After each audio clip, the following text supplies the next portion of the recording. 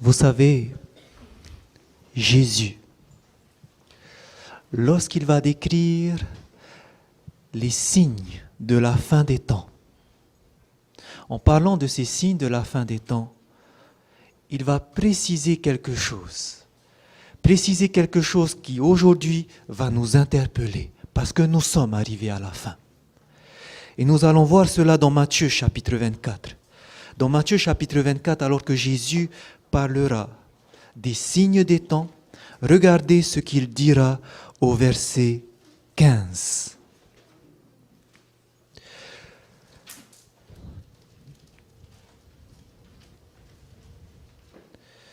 Matthieu chapitre 24, alors qu'au verset 14, il dira que l'évangile sera prêché dans le monde entier et alors viendra la fin, il précisera quelque chose. Au verset 15, il est écrit ceci. C'est pourquoi, lorsque vous verrez l'abomination de la désolation dont a parlé le prophète Daniel, établie en lieu saint, que celui qui lit fasse attention. Jésus va dire que lorsque vous allez voir l'abomination de la désolation qui va être établie en lieu saint, quand vous verrez cette abomination de la désolation, que celui qui va lire quoi? La parole, fasse attention. Vous qui aimeriez connaître davantage sur la parole de Dieu, Jésus vous dit quelque chose. Maintenant que vous savez que nous sommes arrivés à la fin des temps, faites attention à cette abomination de la désolation. Qui a parlé de cette abomination de la désolation? Qui a parlé de cette abomination? C'est le prophète Daniel. Et c'est pour ça que nous devons étudier les prophéties de Daniel pour comprendre qui est cette abomination de la désolation. Parce que vous verrez qu'il a fait quelque chose qui a fait que le monde entier aujourd'hui est séduit.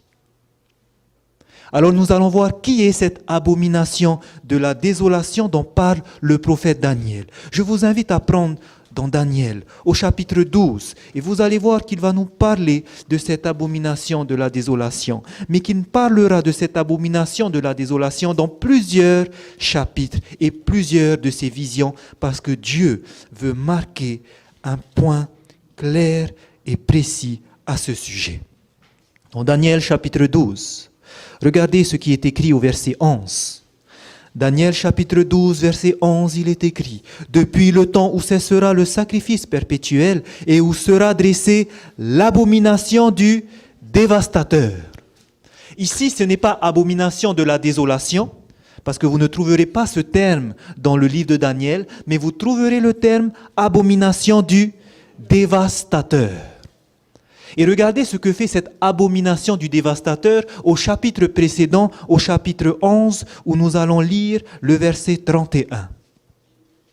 On nous parle encore de cette abomination. Il est écrit, Daniel 11, verset 31. « Des troupes se présenteront sur son ordre. Elles profaneront le sanctuaire, la forteresse. Elles feront cesser le sacrifice perpétuel et dresseront l'abomination du dévastateur. » Regardez ce qu'il va faire. À la fin du verset 33, il est écrit « Il en est qui succomberont pour un temps à l'épée et à la flamme, à la captivité et au pillage. » On nous dit qu'il y aura des personnes qui seront tuées par l'épée à cause de cette abomination de la désolation. Qu'est-ce qu'il va faire encore? Regardez au verset 36. Le roi fera ce qu'il voudra, il s'élèvera, il se glorifiera au-dessus de tous les dieux et il dira des choses incroyables contre le Dieu des cieux. Cette abomination du dévastateur, elle va faire deux choses selon Daniel 11. Premièrement, elle va tuer des personnes au travers de l'épée. Et deuxièmement, on nous dit qu'elle va prononcer des choses incroyables contre le Dieu des dieux. Et vous allez voir que maintenant, cette abomination du dévastateur qui va faire ces deux choses est symbolisée dans Daniel chapitre 7 par une petite corne. En effet, dans Daniel chapitre 7, lorsqu'on va parler de cette petite corne, regardez ce qu'il est dit à son sujet au verset 25. On peut commencer au verset 21. On nous dit au verset 21, Daniel 7, verset 21, il est écrit, « Je vis cette corne faire quoi? La guerre aux saints. » L'abomination du dévastateur, ne devait-il pas faire aussi la guerre? Oui, il devait tuer des personnes. Et regardez ce qui est précisé au verset 25 au sujet de cette corne, qui est l'abomination du dévastateur. Verset 25, il est écrit, « Il prononcera des paroles contre qui? Contre le Très-Haut. » L'abomination du dévastateur, ne devait-il pas aussi prononcer des paroles contre le Dieu des dieux? Si. Donc cette corne dont il est parlé ici, on nous parle de qui? De l'abomination du dévastateur. La suite nous dira, il opprimera les saints du Très-Haut. Lorsque nous voulons comprendre ce que Jésus a dit, faites attention à cette abomination de la désolation dont a parlé Daniel. Tout simplement, il est en train de nous dire, à nous qui vivons les temps de la fin, faites attention à la petite corne dont Daniel a parlé. Et ce soir, nous allons identifier cette petite corne parce qu'elle va faire des choses horribles et graves. Pour cela, nous allons regarder le contexte dans Daniel chapitre 7. Nous allons lire à partir du verset 1. Il est écrit, « La première année de Belshazzar, roi de Babylone, Daniel eut un songe et des visions de son esprit pendant qu'il était sur sa couche.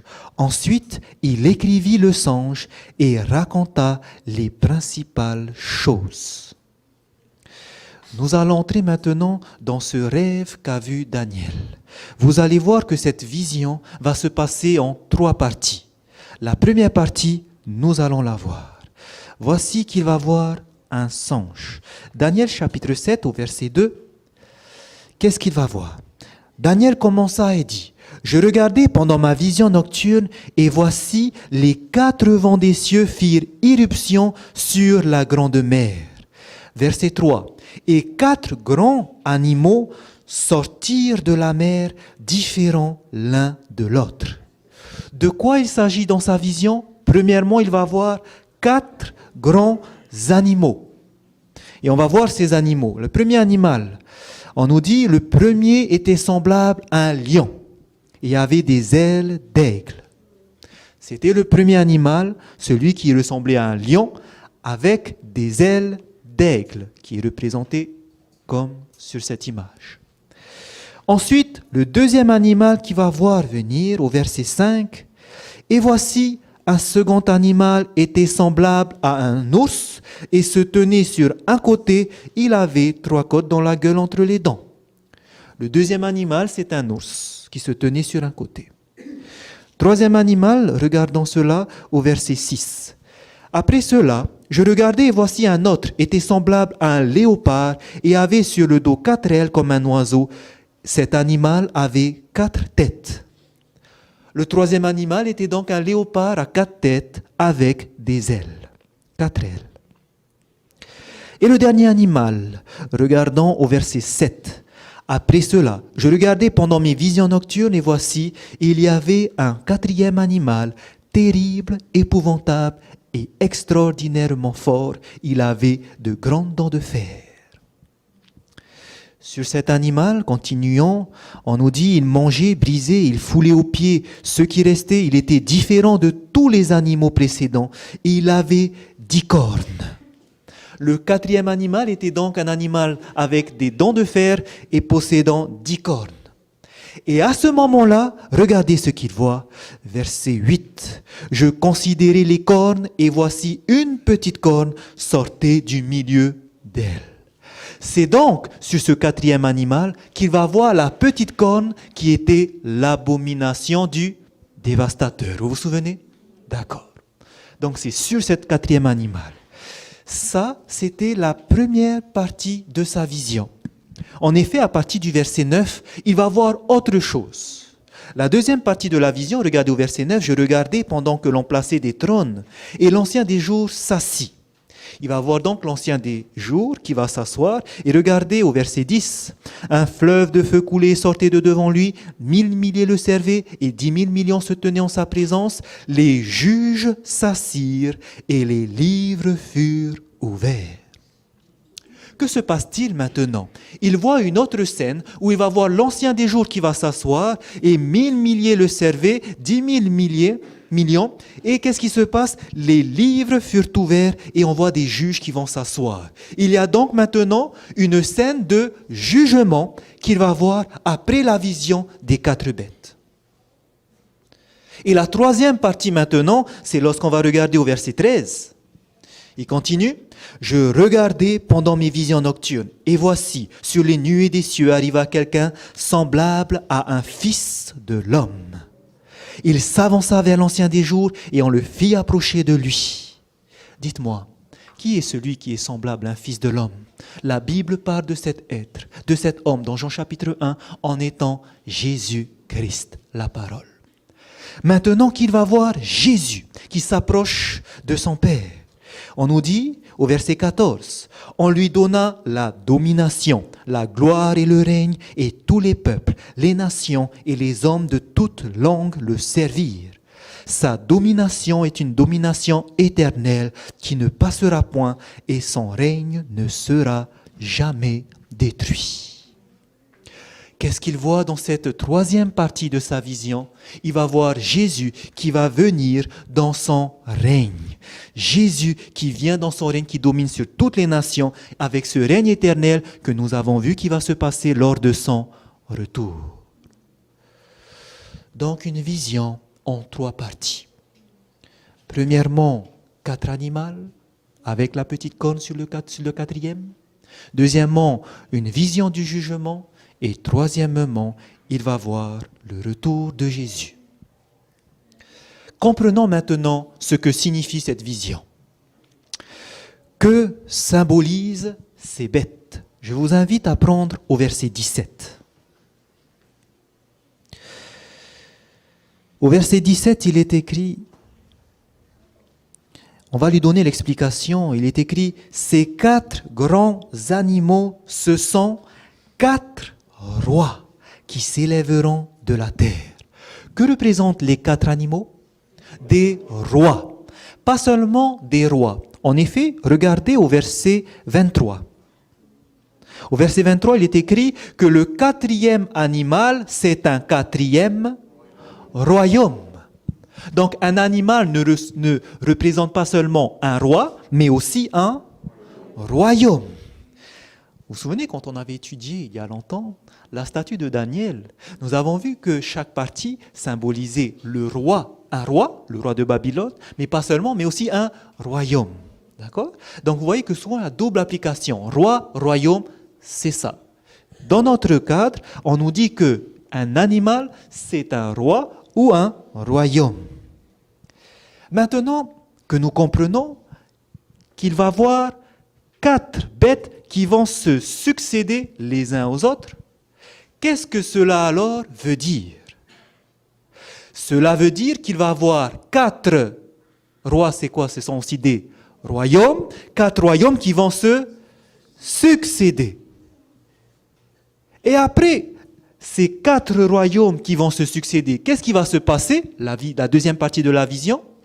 Il va y avoir une scène de jugement que nous avons étudiée la semaine dernière, qui s'est passée en 1844. Et après, qu'est-ce qu'il va voir? Le retour de Jésus. En d'autres termes, la vision qu'il a vue, c'est la succession de 4 royaumes avant que Jésus ne revienne, qui va installer ce dernier royaume, le royaume éternel. J'aimerais vous demander, il n'y avait-il pas une vision ou une prophétie qui nous parle aussi de 4 royaumes qui se succèdent et ensuite va venir un royaume éternel? Pour ceux qui étaient présents lors de la première série, il y a maintenant quelques mois, lors de la deuxième leçon, nous avons vu cette prophétie dans Daniel chapitre 2, où le roi Nebuchadnezzar avait eu une vision d'une grande statue à combien de parties métalliques? 4 parties métalliques. Et ces parties métalliques représentaient des royaumes qui allaient se succéder jusqu'au dernier royaume qui était représenté par une pierre qui frappait les pieds de la statue et qui va se transformer en une grande montagne et qui symbolisait le royaume éternel de Dieu. Qu'est-ce que vous remarquez alors? Nous voyons ici que dans Daniel chapitre 7, il y a une répétition de ce qui se passe dans Daniel chapitre 2, 4 royaumes qui se succèdent, pour venir ensuite au retour de Jésus. Est-ce que vous voyez la scène? Est-ce que vous vous souvenez que représentait le premier royaume? Le royaume de Babylone, dans Daniel chapitre 2, Daniel, l'explication quand on va lui donner ses dieux, il va dire au roi Nebuchadnezzar, c'est toi qui es la tête d'or. Nebuchadnezzar étant le roi de Babylone, ça représente aussi pas seulement le roi, mais aussi le royaume de Babylone. Ensuite, après lui est venu un autre royaume qui a renversé le royaume de Babylone. Nous l'avons étudié et la Bible en parle dans Daniel chapitre 5. Il s'agit des Mèdes et des Perses au travers de Cyrus et Darius qui sont venus pour attaquer Babylone. C'était l'autre empire universel qui est venu après Babylone. Ensuite est venu un troisième royaume, comme le disait la prophétie. Et ce troisième royaume était le fameux empire dirigé par Alexandre le Grand. Cette armée qui a été dirigée, c'était l'empire de la Grèce. Et ensuite est venu un autre empire qui a régné encore plus loin et qui a décimé l'armée d'Alexandre le Grand. La Grèce, quel était ce quatrième royaume? C'était le royaume de Rome. Et nous avons vu que le fer qui continuait dans les pieds nous montrait qu'il n'y avait pas de cinquième royaume. Mais le fer qui continuait dans les pieds, mélangé avec l'argile, nous montrait que ce royaume-là, comme disait la prophétie, sera un royaume qui sera divisé. Et vous vous souvenez que ce royaume devait durer jusqu'à la venue du royaume éternel. Et ce royaume Rome a réellement été divisé. Et aujourd'hui, ce royaume qui est divisé et qui demeure encore aujourd'hui, ça représente tout simplement l'Europe qui est divisée. Vous vous souvenez de cette prophétie? Et la pierre qui devait frapper. La prophétie disait qu'au temps de ces rois-là, Dieu suscitera un royaume qui ne passera pas. Le royaume éternel de Jésus-Christ. Et nous avons vu que nous sommes arrivés au pied de la statue, au niveau des orteils, où bientôt Jésus revient. Donc, si nous avons compris que dans Daniel chapitre 7, il est mentionné de combien de bêtes, combien de royaumes? 4 royaumes. Combien de royaumes dans Daniel chapitre 2? 4 royaumes. Et ensuite va venir le royaume éternel. Nous voyons donc que c'est un parallèle. Dieu est en train de se répéter. Mais quand Dieu se répète, il prend la peine de se répéter. Vous savez pourquoi? C'est pour préciser quelque chose qu'il n'avait pas dit dans Daniel chapitre 2. Et en effet, dans Daniel chapitre 7, il va préciser que quelque chose va venir. Il s'agit de l'abomination du dévastateur qui est la petite corne dont on n'a pas parlé dans Daniel chapitre 2. Ce que nous allons faire alors maintenant, avant de parler de cette petite corne, c'est de voir, est-ce que la vision de Daniel 7, comme nous venons de le comprendre, est un parallèle avec la statue de Daniel 2? Est-ce que c'est vrai ou est-ce que c'est juste une supposition? Vérifions cela avec la parole de Dieu. Si cela est correct, ça voudrait dire que le lion symboliserait qui? Babylone. Vérifions-le dans Jérémie. Souvenez-vous que c'est l'Esprit Saint, selon 2 Pierre 1, verset 20, qui a inspiré les prophètes. Ce n'est pas par des hommes que cela est écrit, mais c'est poussés par le Saint-Esprit que des hommes ont parlé de la part de Dieu. Et dans Jérémie, un autre prophète, regardez ce que l'Esprit qui a parlé à Daniel va dire aussi à Jérémie. Jérémie, chapitre 50. Jérémie, chapitre 50, et nous lisons le verset 43.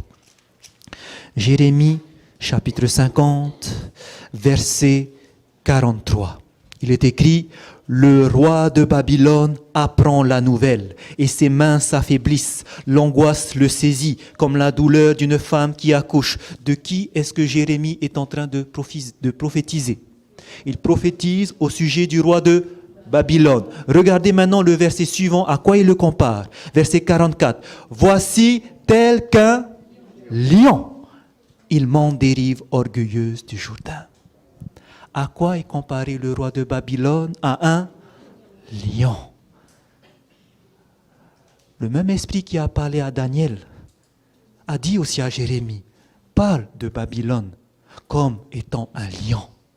Ça colle. Et maintenant, on nous dit dans Daniel chapitre 7 au sujet de ce lion. Regardez. Daniel chapitre 7 au verset 4. Regardez ce qu'on nous dit au sujet de ce lion.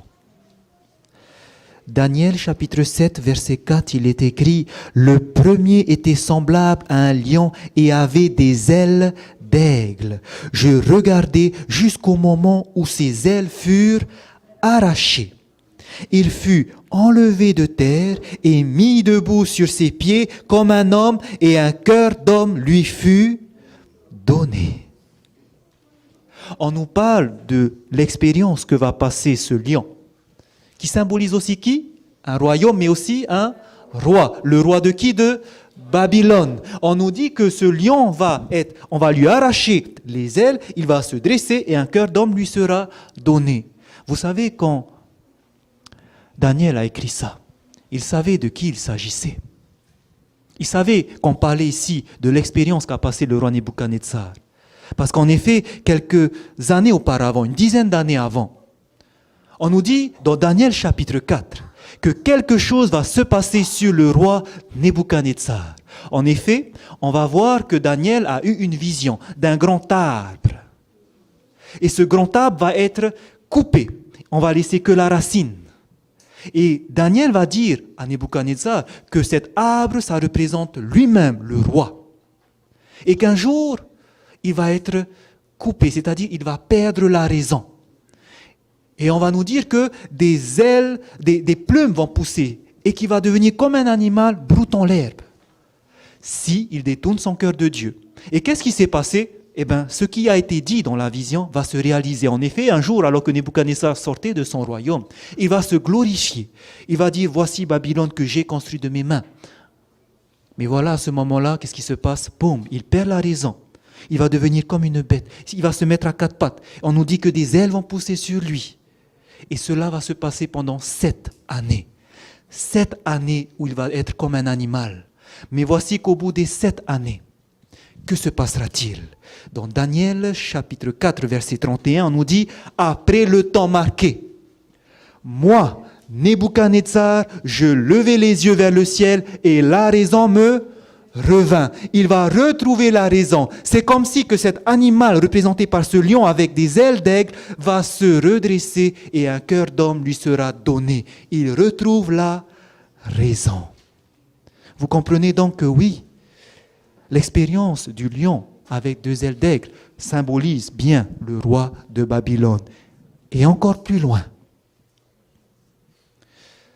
Non seulement nous voyons cela dans la parole de Dieu, mais les fouilles archéologiques ont montré une chose.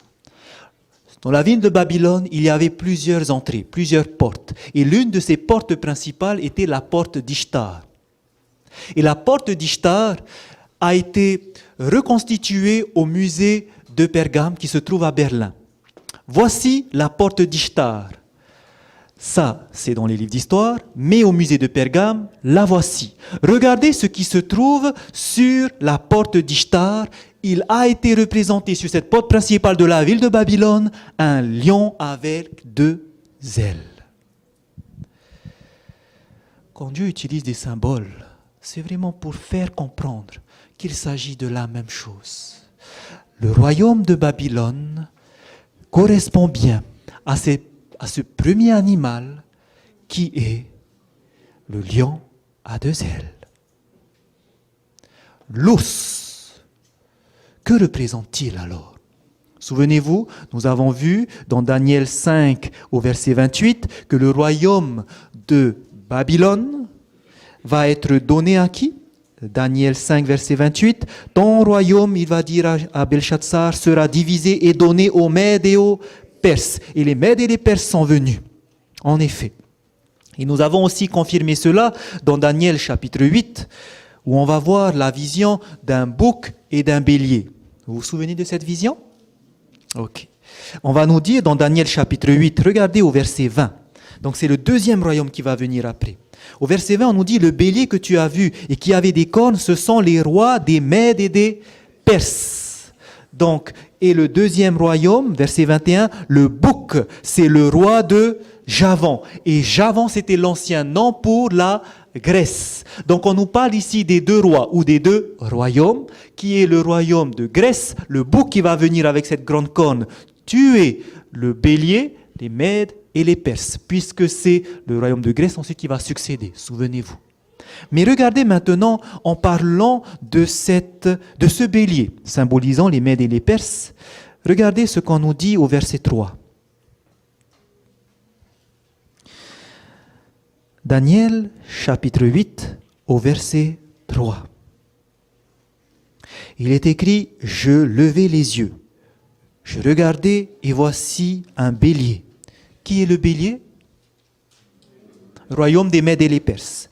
Se tenait devant le fleuve et il avait des cornes. Ces cornes étaient hautes, mais l'une était plus haute que l'autre et elle s'éleva la dernière. Que se passe-t-il sur ce bélier qui représente les Mèdes et les Perses? Il y a 2 cornes, une étant plus grande que l'autre et la dernière va s'élever. Or, quand nous prenons dans Daniel chapitre 7 au verset 5, de quoi on nous parle ici? Et voici, un second animal était semblable à un ours, il se tenait sur un côté. D'après vous, pourquoi il se tient sur un côté?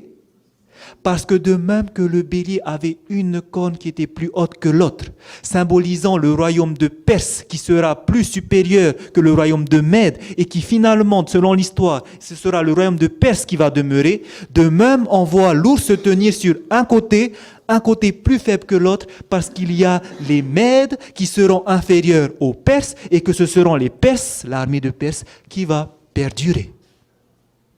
Vous voyez comment ça colle avec cet ours qui représente bien alors les Mèdes et les Perses.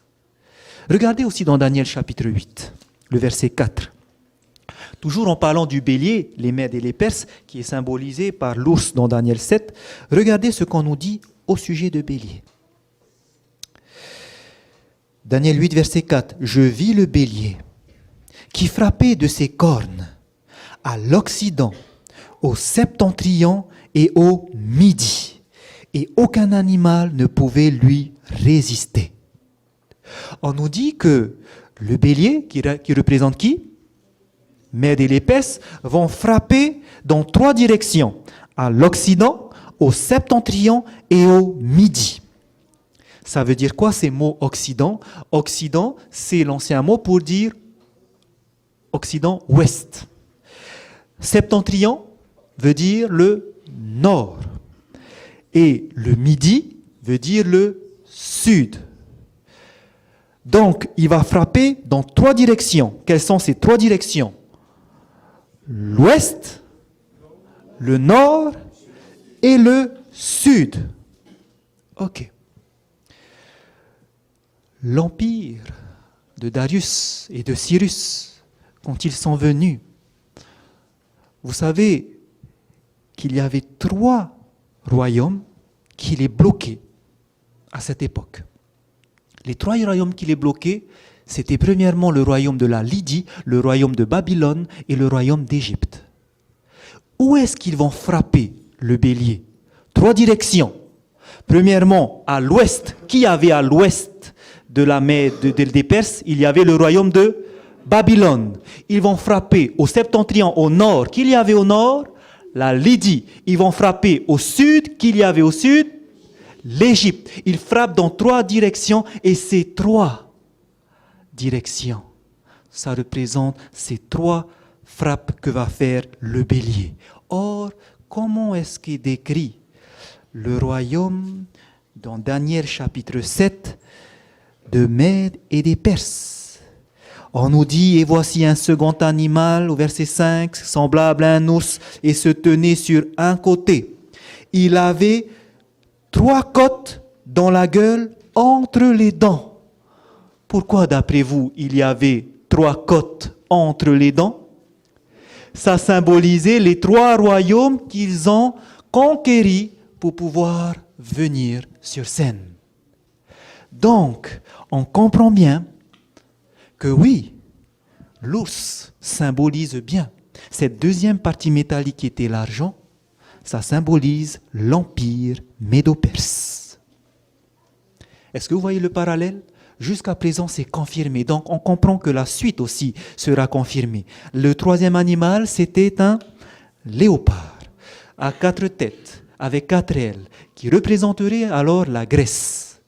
Vous vous souvenez dans Daniel chapitre 8, par quel animal était représentée la Grèce, l'empire de Javan? Dans Daniel chapitre 8, la vision du bouc et de bélier. Le bouc représentait le roi de Javan, la Grèce. Regardez l'indice qui sera donné dans Daniel chapitre 8 au sujet du roi de Javan, au sujet de cette corne. Daniel chapitre 8, le verset 5. Comme je regardais attentivement, voici un bouc venait de l'Occident. L'Occident, c'est où? L'Ouest. Donc on nous dit que ce bouc qui représentait quel empire? La Grèce allait venir de quel côté?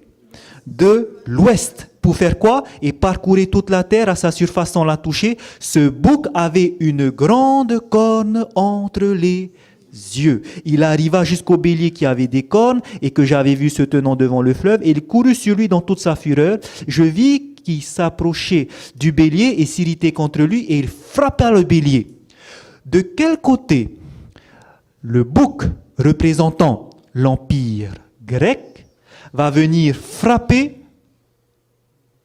le bélier médo-perse? Il vient de l'ouest. Or, la Grèce se trouve où par rapport à l'empire perse? La Grèce se trouve à l'ouest. Et c'est bien de l'ouest qui va venir frapper. On nous dit qu'il ne touchait pas la surface du sol. Pourquoi? Parce que dans Daniel chapitre 7, on nous dit que ce léopard avait des ailes d'aigle.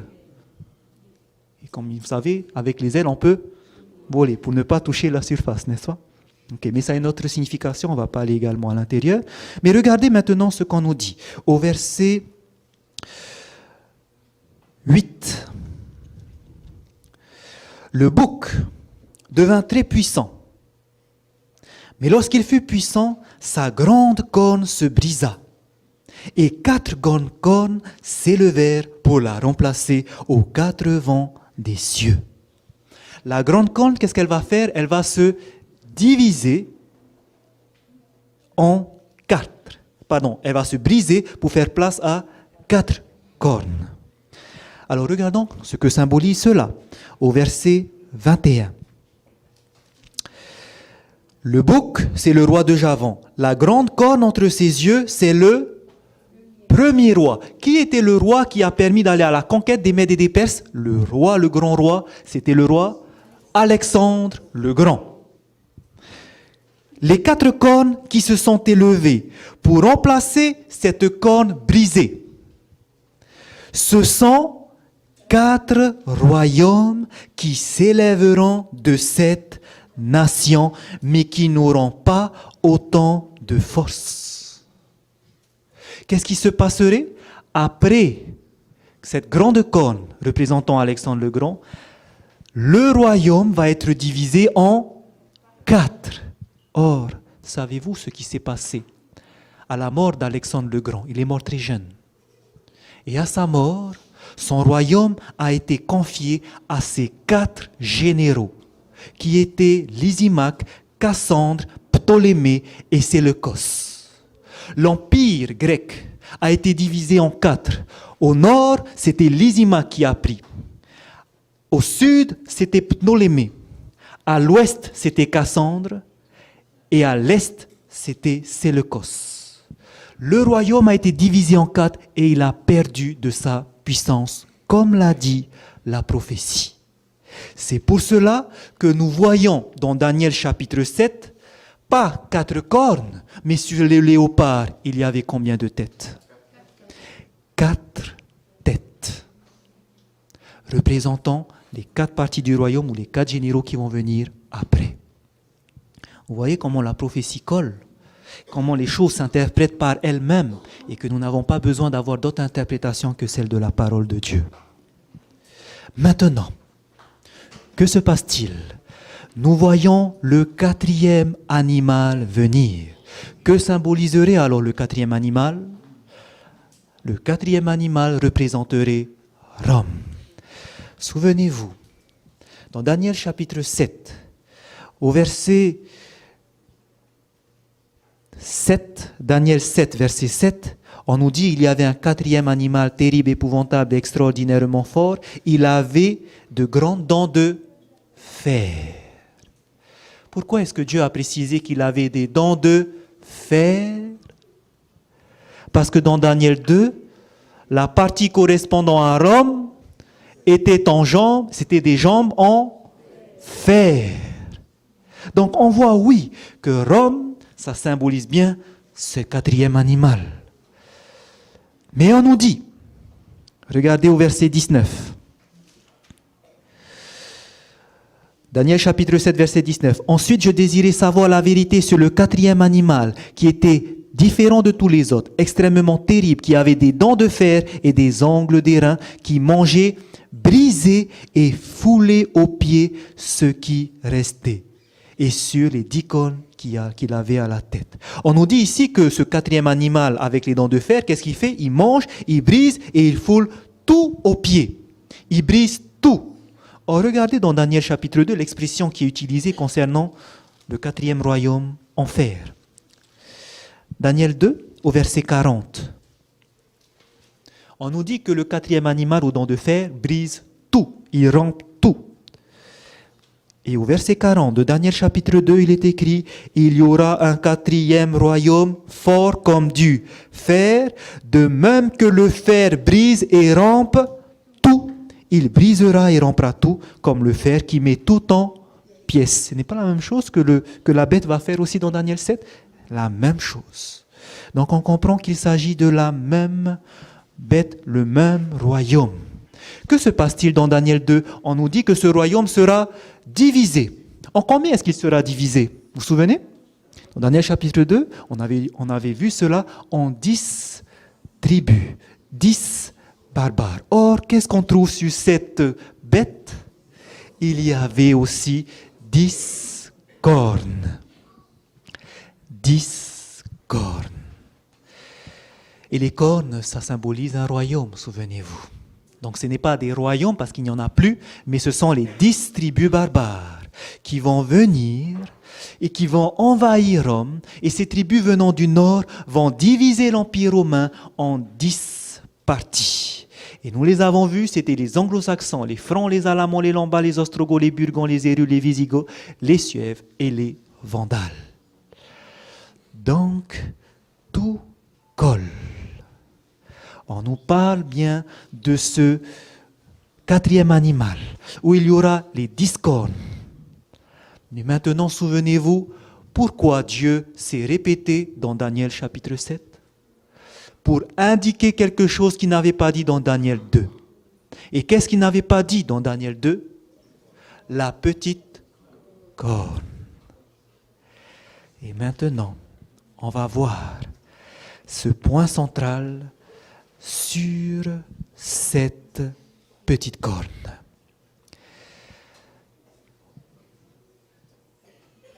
Donc vous comprenez jusqu'ici que lorsqu'on va voir que la petite corne va arriver, vous voyez dans quel contexte on est. On n'est pas dans une petite corne à chercher dans les années 2000, puisqu'elle va venir pendant la 4e bête. Ce n'est pas une petite corne, qu'on va chercher aussi dans les années moins 1000 avant Jésus-Christ. Rien que cette prophétie, on peut nous placer dans quelle époque on sera. Dans quel contexte on est, c'est lorsqu'on sera au 4e royaume, quand on est au moment où il y aura les 10 tribus. Et regardez maintenant quels sont tous les indices qui vont nous permettre de retrouver qui est cette petite corne dont Jésus a dit « Faites attention ». Et nous allons voir 9 indices. Et lorsque nous allons voir ces 9 indices, vous allez voir qu'en faisant des recherches, c'est impossible de rater cette petite corne. J'aimerais juste, avant de continuer, qui parmi nous ce soir n'a jamais étudié cette petite corne? Qui n'a jamais étudié, s'il vous plaît? Honnêtement, qui n'a jamais étudié? Ok. Vous allez voir que lorsqu'on cherche, vous allez trouver. C'est ce que Jésus a dit. Celui qui cherche trouvera. Mais pour chercher, Dieu nous dit, voici les indices. Il faut lire la parole. Et nous allons lire les 9 indices concernant cette petite corne parce qu'aujourd'hui, elle fait des choses dangereuses. Et nous allons voir cela maintenant. Le premier indice, regardez au verset 8. Ces 9 indices seront importants. Verset 8, il est écrit, « Je considérais les cornes, et voici une autre petite corne sortie du milieu d'elle. » D'où est-ce que va venir la petite corne? On nous dit qu'elle vient du milieu d'elle. Du milieu de qui? Des 10 cornes. Donc, rien qu'ici, vous avez un indice pour situer d'où est-ce qu'elle va venir, la petite corne.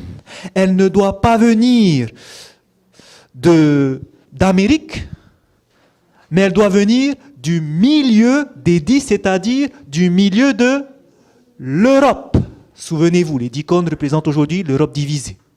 Si on veut la trouver, il faut regarder dans quel endroit du milieu de l'Europe. Deuxièmement, le deuxième indice va vous permettre de vous situer pas le lieu, mais à quelle époque elle va venir. Et cela se trouve au verset 24. Verset 24, il est écrit, les 10 cornes, ce sont 10 rois qui s'élèveront de ce royaume. Un autre s'élèvera après eux. Après qui? Après les 10 rois. Les 10 rois représentant qui? Les 10 tribus barbares qui donnent aujourd'hui l'Europe. Donc, si on doit chercher à quelle époque ça va venir, ça doit venir avant que les 10 tribus viennent ou après? Après. Or, lorsque vous allez regarder dans l'histoire, les invasions barbares ont commencé à partir de l'année 351. La dernière invasion barbare a eu lieu en 476 et après 476, l'Empire romain a été morcelé en 10 parties. Donc, si nous voulons chercher à quel moment, à quelle époque de l'histoire va venir l'abomination du dévastateur, elle doit arriver après quelle année? Après l'année 476. Premièrement, elle doit venir du milieu de l'Europe. Deuxièmement, elle doit venir après les 10 tribus, c'est-à-dire après l'année 476. Et maintenant, on va étudier les indices qui vont nous permettre de regarder comment est-ce qu'elle est, qui décrit comment est-ce qu'elle est. Regardez au verset 8. Je considérais ces cornes, et voici une autre petite corne sortie du milieu d'elle, et 3 des premières cornes furent arrachées devant cette corne, et voici, elle avait quoi ici? Elle avait des yeux comme des yeux d'homme, et une bouche qui parlait avec arrogance. Pardon. Juste avant d'aller sur Saint-Indice, regardez au verset 24, on s'était arrêté. Un autre s'élèvera après eux, et la suite nous dit, il sera différent des premiers. Elle est comment, la petite corne? Différent des premiers, c'est-à-dire des 10 rois. Ce qui veut dire que le troisième indice nous dit qu'elle devra être différente de ces 10 tribus. Et revenons au verset 8, on nous dit que sur cette corne, elle avait quoi? Des yeux, comme des yeux d'homme, et une bouche. Pourquoi ici Dieu précise qu'il y a des yeux et une bouche, comme des yeux d'homme?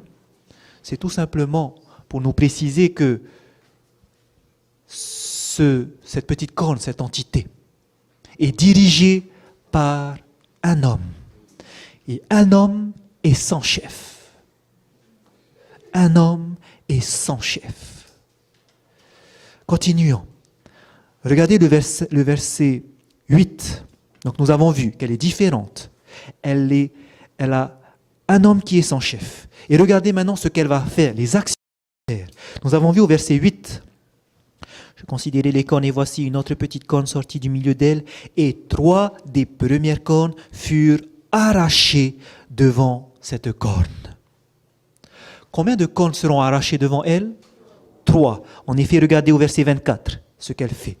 Les 10 cornes, ce sont 10 rois qui s'élèveront de ce royaume. Un autre s'élèvera après eux. Il sera différent des premiers et il abaissera 3 rois.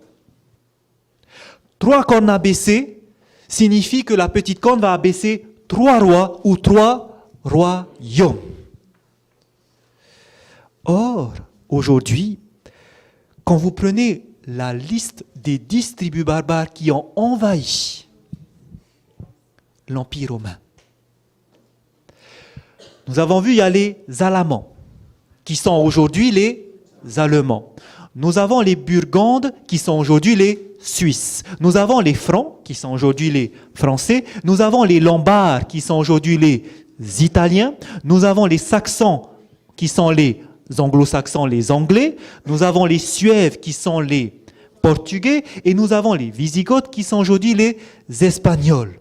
Or, aujourd'hui, on ne retrouve plus les Hérules, les Vandales et les Ostrogoths. Combien de tribus on ne retrouve plus? 3. Pourquoi? Où est-ce qu'elles sont passées, ces 3 royaumes? Ils ont été décimés par qui? Par la petite corne. Et donc, vous allez rechercher dans l'histoire qui a fait que les Hérules, les Vandales et les Ostrogoths ont disparu. Qui a abaissé ces 3 nations? Vous allez voir qui est cette petite corne. Continuons. Indice numéro 6. Qu'est-ce qu'elle fait encore? Regardez au verset 8. On nous dit qu'elle avait des yeux comme des yeux d'homme et une bouche qui parlait avec arrogance. Elle parle avec arrogance. Regardez aussi au verset 25. Il est écrit, il prononcera des paroles contre le Très-Haut. Voici ce qu'elle fait. Elle prononce des paroles arrogantes contre le Très-Haut. Vous comprenez pourquoi Jésus veut nous interpeller sur cette corne? Elle va faire des choses abominables. Qu'est-ce qu'elle va faire? Regardez au verset 25. Il prononcera des paroles contre le Très-Haut. Il opprimera les saints du Très-Haut. Qu'est-ce qu'elle va faire? Elle va opprimer les saints du Très-Haut. J'aimerais vous faire comprendre que les saints dont on parle ici, ce n'est pas les saints comme vous pensez, Saint Thomas, tout ça, les saints qui ont été canonisés. Mais lorsque vous prenez dans la parole de Dieu, vous prenez les épîtres de Paul, quand il écrit aux églises, il va parler aux saints qui sont à tel endroit, aux saints qui sont à tel endroit. Quand on parle des saints, ce sont tout simplement les chrétiens. Parce que quand on est chrétien, on a accepté Jésus-Christ, Dieu nous sanctifie. Et sanctifiés, nous sommes des personnes qui sont donc saints. C'est pour ça qu'on a appelé les saints. Elle va faire la guerre à qui? Elle va opprimer qui? Les chrétiens, les saints.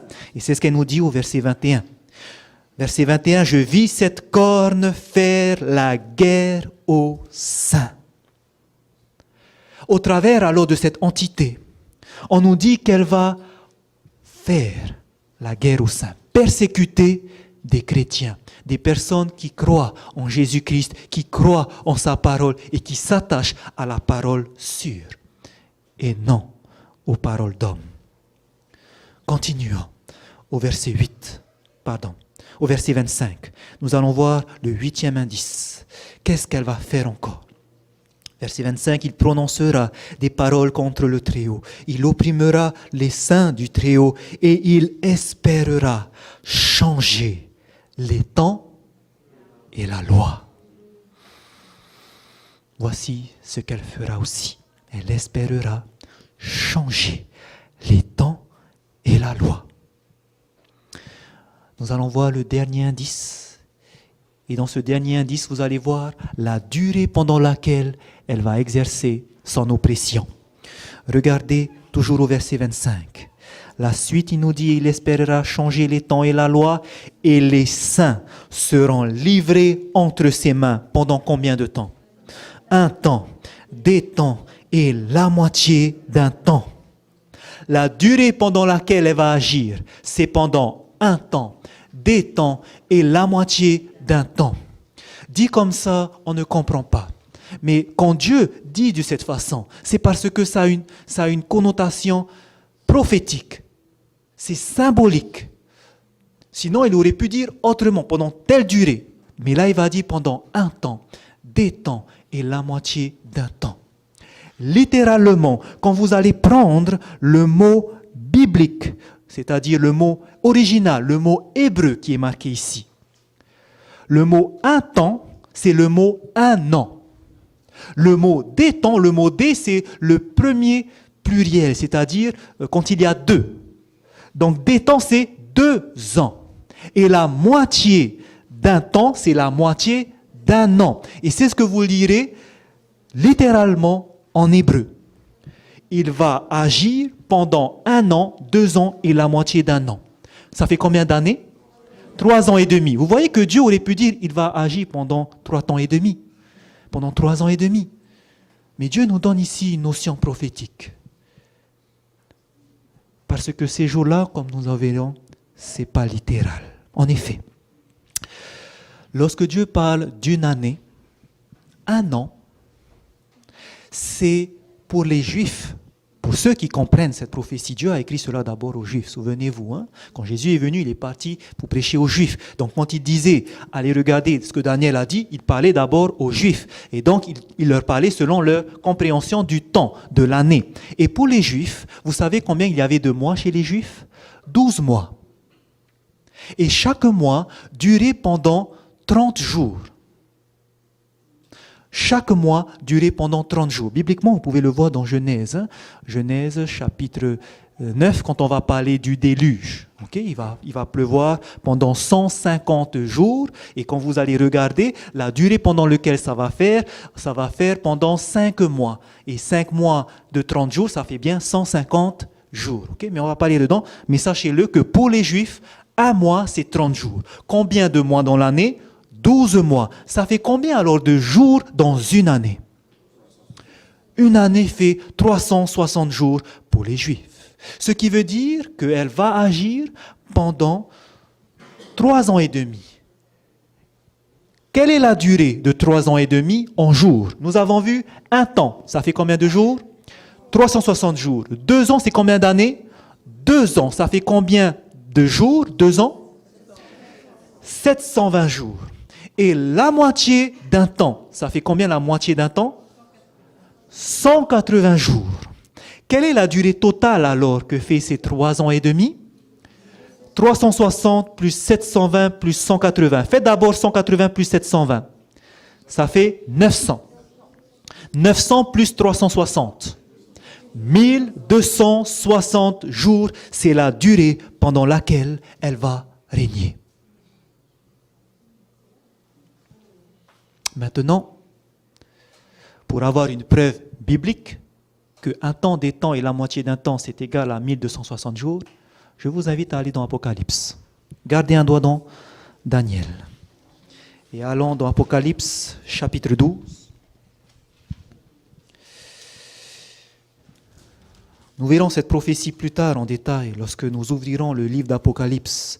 Mais il y a un verset qui va nous faire comprendre que oui, un temps des temps et la moitié d'un temps, c'est bien 1260 jours. En effet, dans Apocalypse 12, on nous parle d'une vision concernant une femme, une vierge pure avec 12 étoiles sur sa tête, la lune sous ses pieds et le soleil derrière elle. Regardez ce qu'on nous dit au sujet de cette femme au verset 6.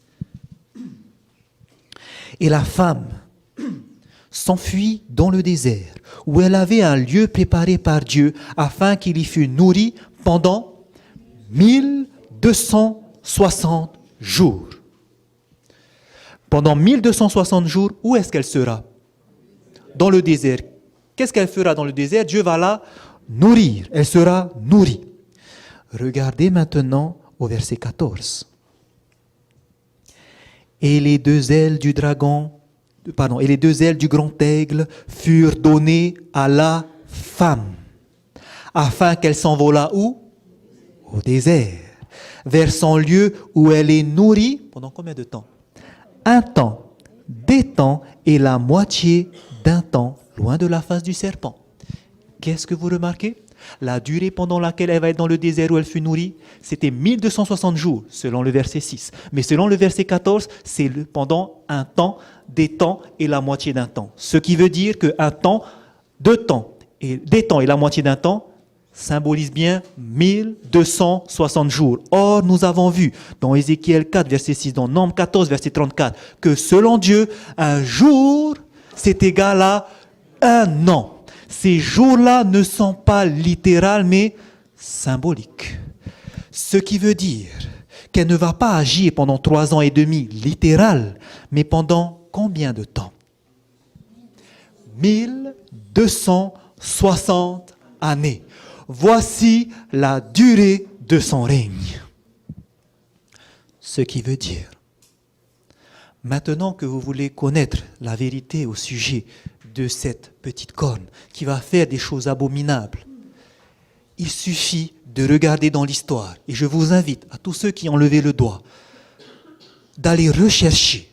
N'attendez pas la réponse, parce que ce n'est pas un homme qui va vous le dire, mais c'est l'histoire.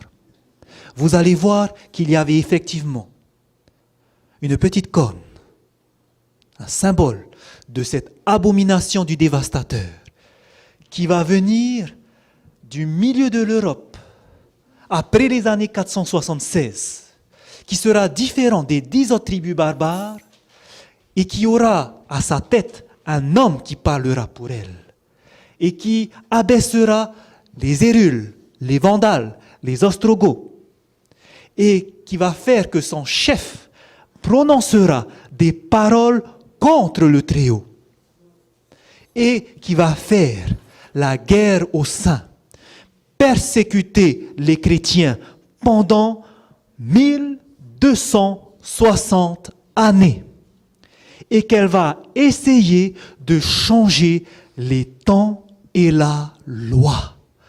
Recherchez cela. Vous trouverez qu'il n'y a qu'une seule entité qui peut répondre à cette petite corne.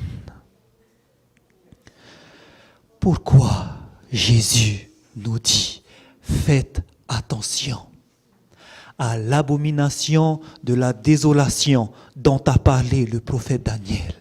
Voulez-vous savoir pourquoi? Dans Daniel chapitre 8. Dans Daniel chapitre 8 au verset 9, Daniel va revoir encore cette petite corne. Il est écrit, Daniel chapitre 8 verset 9, « De l'une d'elles sortit une petite corne qui s'agrandit beaucoup vers le midi, vers l'Orient et vers le plus beau des pays. » Et regardez maintenant ce que cette petite corne va faire lorsqu'elle va s'agrandir. Au verset 12.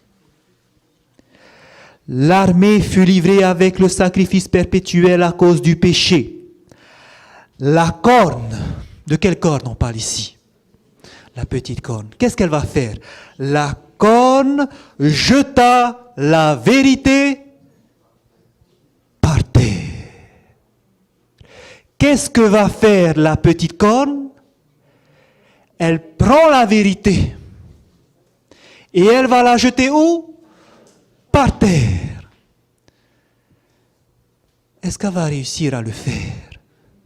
Regardez la suite du verset. La corne jeta la vérité par terre et réussit dans ses entreprises. Elle va jeter la vérité par terre. Et est-ce qu'elle va le réussir? Oui. Et c'est là le problème, frères et sœurs. Chers invités, c'est que beaucoup d'entre nous, qui n'étudions pas la Bible, nous avons été trempés par le plus grand des séducteurs. Satan le diable, au travers d'un système, pendant l'histoire, a pris cette parole. Et qu'est-ce qu'il a fait avec? Jeté par terre, piétiné. Et je peux vous dire que la prophétie a dit, elle a réussi. Et c'est pour cela qu'aujourd'hui, le monde entier est séduit. Malheureusement, la vérité, c'est qui? Jésus a dit, Jean 14,6, je suis le chemin, la vérité et la vie. Malheureusement, cette petite corne, lorsqu'elle va jeter cette vérité par terre, elle veut faire que vous soyez éloignés du Christ, éloignés de sa volonté, que beaucoup ne comprennent pas aujourd'hui qu'est-ce que Dieu veut. Et même les élus sont trompés. C'est pour cela, ne prenez pas à la légère de venir étudier la parole de Dieu, s'il vous plaît. Parce que vous allez découvrir des choses qu'elle a fait, qui sont graves, et que jamais vous auriez pu vous rendre compte qu'elle a fait ça. Beaucoup de monde sont trompés aujourd'hui. Jésus a dit, faites attention mes enfants. Quand vous arriverez au temps de la fin, faites attention de cette petite corne. Elle va vous éloigner de la vérité. Elle va vous éloigner de Jésus. Alors s'il vous plaît, lorsque vous rentrerez, cherchez. Demandez à Dieu de vous éclairer. Il vous éclairera. Cherchez et vous trouverez. Cherchez pour vous-même. Ne vous contentez pas d'écouter les paroles des hommes, que ce soit un prédicateur, que ce soit un pasteur, que ce soit une église, que ce soit une religion. Ne faites jamais cela. Parce que Satan a séduit même les élus. Étudiez par vous-même et revenez mardi prochain parce que vous allez découvrir quelque chose qui va vous faire choquer pour la plupart. J'aimerais vous dire, prenez ce conseil que Jésus a donné au sérieux. Venez étudier et vous allez voir que vous allez ouvrir vos yeux tels que vous n'avez jamais fait auparavant. C'est ce que je souhaite à chacun d'entre vous, chers jeunes, chers parents, chers enfants. Que le Seigneur puisse vous bénir. Amen.